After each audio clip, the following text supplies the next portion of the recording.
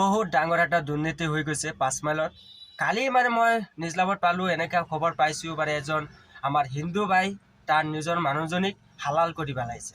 কিয় কাৰণে হালাল কৰিছে মানে ফেচবুকত কাক ভাল পাই আছিলে আৰু বুজাইছিলে তুমি নিজৰ খাই বেলেগত কেতিয়া ভাল পাব নালাগে, মই ইমান কষ্ট কৰি কামাই কৰি তোমাক চলাই আছোঁ আৰু তুমি বেলেগৰ লগত ভাল পোৱাটো এৰি দিয়া, সেইবিলাক কেতিয়া নকৰিবা। বহুত বোলে বুজালে, বহুত কৈছে।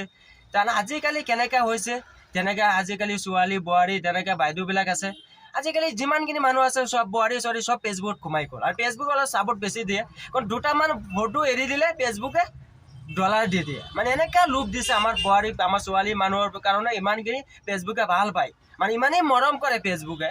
আৰু মই কিবা ML মিনিষ্টাৰ নহয়, কিবা অসমৰ কিবা মুখ্যমন্ত্ৰীও নহয়, আৰু মই বন্ধ কৰি দিম, মই ফেচবুক চিল কৰিম, মই ফেচবুক বন্ধ কৰিব পাৰিম, মই কেতিয়াও নোৱাৰিম। আৰু মই যিমানে চিঞৰি থাকোঁ মানুহে কেতিয়াও গুৰুত্ব নকৰে, মই জানো।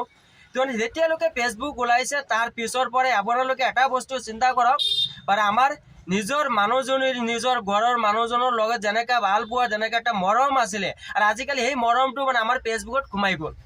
কাৰণ ফেচবুকে লৈ লৈছে, এইটো মানে অনলাইনে লৈ লৈছে। আজিকালি আপোনালোকে চিন্তা কৰিব, যেনেকৈ ঘৰৰ মানুহজনৰ লগত যেনেকৈ ভাল পোৱা বস্তু আছিলে, তেনেকৈ একটা মৰম আছিলে, সেই মৰমটো আজিকালি আপোনালোকে ক'ত বিচাৰি পাব? ফেচবুকত বিচাৰি পাব। আৰু সেই ফেচবুকে কি কৰি আছে, মানুহে হত্যা কৰি আছে, মাৰ্ডাৰ কৰি আছে, হালাল কৰাই আছে। আৰু মই ইমান দিনৰ পৰা মই চিঞৰি আছিলোঁ আৰু ফেচবুক বন্ধ কৰিব লাগে, ফেচবুক চিল কৰিব লাগে। কাৰণ আমাৰ অসম আমাৰ ভাৰতৰ আমাৰ এইটো আসাম চৰকাৰ এইবিলাক কৈ লাভ নাই, কাৰণ বেলেগ এতিয়া এইবিলাক কাম নকৰে, এইবিলাক বেন নকৰে।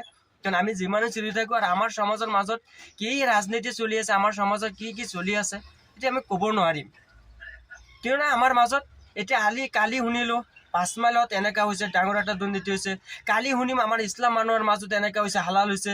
কালি অসমীয়া ধৰ্মৰ মানুহৰ মাজত এনেকুৱা হৈছে, কালি শুনিম বেলেগ এটা জাতিৰ শুনিম। মানে আমাৰ মাজত এনেকৈ দিন চলিব, কেনেকৈ চলিব। আৰু আমাৰ সমাজ, আমাৰ ভাল পোৱা বস্তু, আমাৰ মৰমটো লাহে লাহে আমাৰ পৰা আঁতৰি গুচি যাব।